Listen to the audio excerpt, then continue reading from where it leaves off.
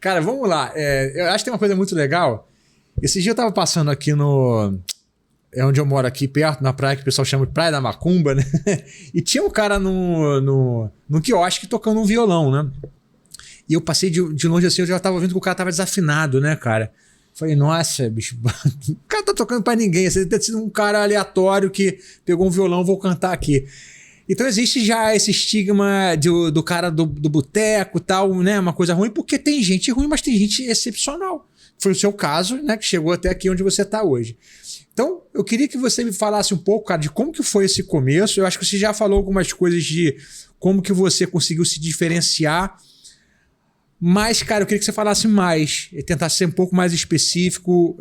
Por que você começou a tocar no bar e por que você não quis seguir uma carreira, por exemplo, de um instrumentista de ir para estúdio ou ter uma banda? Por que seu foco foi ser sempre carreira solo? Tive banda. Você falou de muitas coisas. Vou tentar organizar isso tudo que você disse agora. Em primeiro lugar, eu tive banda, sim. Okay. Mas eu era mais profissional das bandas que eu estava. Isso sempre acontece com quem segue profissionalmente com a música, né? Ele é sempre o cara que desde o início tem a postura. Não tem um guitarrista que continuou e foi muito bem e é muito... Talvez você conheça, deve conhecer. Eu comecei com ele. Quem é? Walter Vilaça. Não conheço. É do Nando Reis. É o guitarrista do Nando Reis. Legal. Ele fez Musearte. Bacana. Mas na época a gente tinha 15 anos, eu formei uma banda na Urca. Mas eu era o mais profissional. Eu saí da banda porque eu era o que mais levava a sério, pelo menos na minha opinião. Sim. E então eu comecei a ver que eu tinha uma forma de trabalhar que eu arregaçava as mangas e ia pra dentro. Eu sempre fui guerreiro. E eu não sentia isso na minha galera, né? E quando você tem sócio, você tem patrão, né?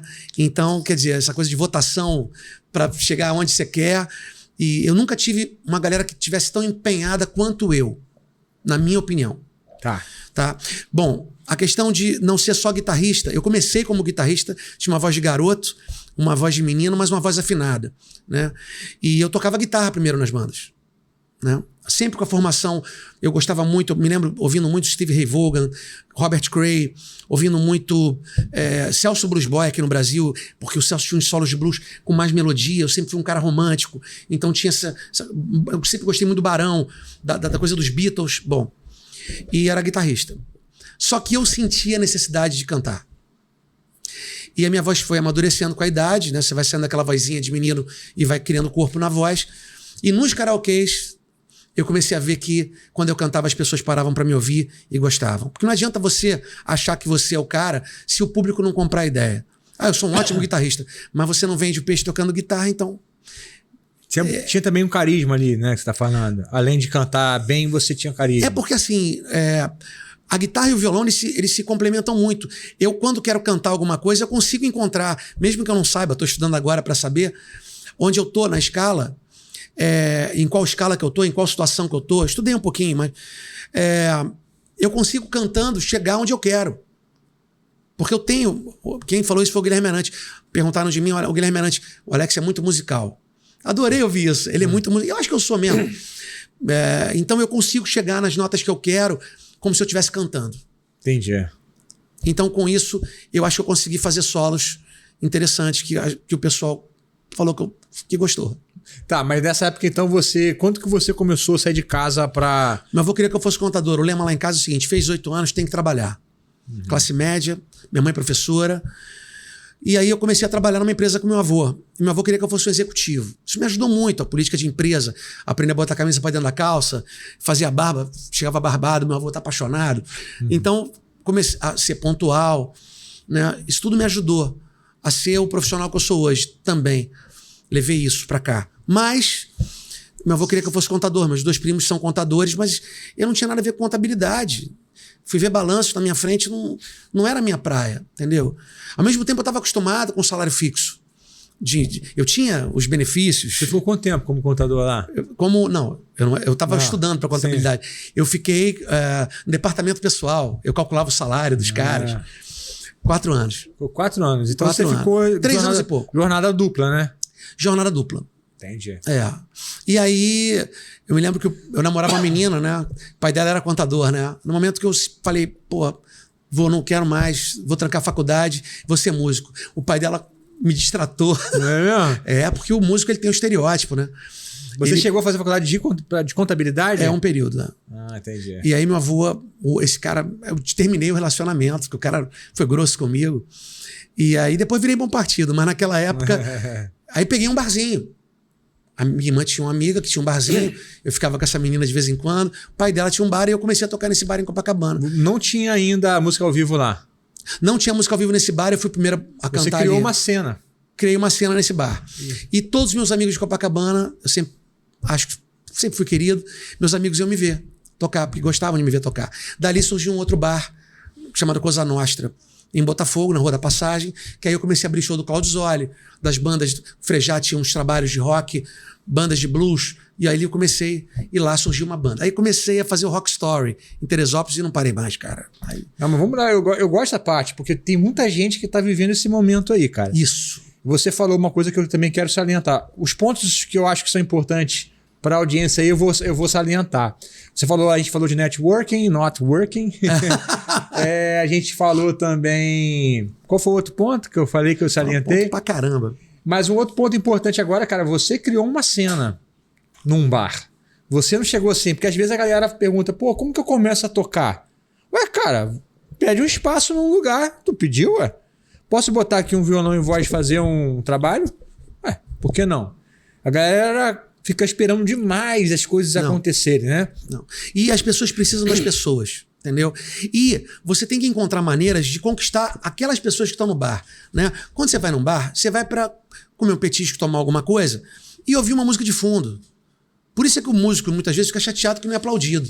Mas como é que você faz para conquistar esse aplauso? Como é que você faz para inverter? Para fazer aquela pessoa, você como professor, como é que você faz um aluno ficar interessado na tua aula? Quer dizer, então o cantor, o músico, ele tem que aproveitar o fato de repente, até o cara não tá nem aí para ele encontrar o melhor repertório, porque ali ele tem um termômetro da plateia. Então se você conseguir fazer o teu show naquele barzinho, virar esse jogo... Aí tu aprendeu muita coisa ali, né? Porque se você conseguir ter a atenção das pessoas, botar as pessoas pra cantar, tem muita gente que desiste nessa, né? E outra coisa, certas coisas básicas, tipo, o cara fica olhando pro relógio, cara, pra ver se a hora passa. Tá tomando álcool durante o show, pô. Isso te leva pra um outro caminho, sacou? Fica sentadão, com aquela barriguinha, com um bemolzinho ali, porra, sabe? Tem que... Canta em pé, bicho, sabe? Tem uma coisa muito intimista, pega um banquinho alto, não pega uma cadeira muito pequena, não. Leva o teu melhor equipamento. Ah, não, mas eu não levo, eu só levo quando o cachê é bom. Pô, mas você não sabe quem tá na plateia. Tantas situações que você vê aí, Ivanins contando histórias de que não tinha ninguém na plateia, mas aquele cara dos 3 que estava na plateia levantou. Eu tenho milhões de histórias para te contar em relação a isso. Como eu cantei em Las Vegas, por exemplo, a primeira vez. Como eu cantei na Itália, eu tava com violão no braço, violão aqui em punho. Aí um cara chegou para mim, o casal falou, nós fomos muitas vezes para a Itália e resolvemos formalizar o nosso casamento, vamos casar na Itália, num castelo onde o Tom Cruise casou com a Kate Holmes. Aí eu, poxa, se eu tivesse no teu casamento, sabe o que eu faria? O quê? Je vous parle de temps, que de moi de vetan, que pede pas connaître, que mais? Que dove mari lutica, que tira forte il vento, sulla vecchia terrazza, davanti al golfo di Sorrento. Que mais, Alex? Eu sei que vou te amar por toda a minha vida. Tá contratado. Porque eu não tava ali como aquele cara que tá... sempre procurei aproveitar as oportunidades que eu tinha, sendo pequenas ou grandes. Esse foi outro ponto que a gente tinha esquecido, dar o seu melhor em qualquer oportunidade. E levar o melhor equipamento também. Não é só quando é pago melhor, não. Muito ensinamento aí, galera. Quem é esperto aí já tá pegando ouro e já tá deixando o like aí. Então, desse primeiro bar, você já foi para um outro bar que não concorria porque eram em bairros diferentes, né? Botafogo, Então, assim, você estava com 2 gigs simultâneas, era isso? Tava com 2 gigs simultâneas. E aí, dali surgiu o Rock Story. Otávio, batera, que hoje é a batera dos Fevers, era uma batera de rock and roll, gostou do meu som. Falou, cara, tu toca muito bem guitarra e você canta muito legal. Você não quer fazer uma banda com a gente, não? Aí fui fazer essa banda. Rock Story. Eu não lembro dessa banda, não. Era uma banda de anos 70. Foi aí que eu conheci todo o repertório de rock and roll dos anos 70. E a grana era curta, mas eu tava com uma banda, respirando uma banda. Você lembra de que ano foi isso? Aquilo foi... 90 e pouco? 90 e pouco, eu não morava aqui ainda, não, possivelmente. Eu moleque, tenho foto disso. Ficamos 6 meses juntos, aprendi várias canções. Eu tava não um foi grande pra amigo. frente o projeto, não? Não foi pra frente, porque aí surgiu um guitarrista que queria ser o cantor e eu não reconhecia ele como um grande cantor. Eu falei, pô, cara, eu tô saindo, fica você. E aí foi a hora que eu comecei a ganhar dinheiro. Eu comecei a melhorar de vida, porque aí eu comecei a fazer o meu lance e comecei a fazer os meus arranjos. Eu tinha um sonho, eu queria cantar no Canecão. Todo artista, eu acho, todo cantor, todo músico queria poder pisar naquele palco sagrado. E meu avô falou, olha, você tem que fazer umas visualizações antes de dormir, quando acordar, visualiza que você tá ali e tal. E um dia tocou o telefone para eu fazer um projeto chamado Viva Elvis. Eu tô falando de 1998. Com o dinheiro do Canecão, eu me lembro que eu ganhei $2.000, né? Conseguiu pagar a despesa. Eu, Léo Jaime, Patrícia Marques, Romulo Arantes, Gerry Adriane, Rosa Maria e etc. Eu comprei meu primeiro teclado, XP80. Aí quando eu comprei o XP80, eu comecei a fazer os meus arranjos e comecei a fazer as minhas gigs sozinho. E aí botava um sax, botava não sei o quê, botava isso aqui lá. E aí fui fazendo do meu jeito.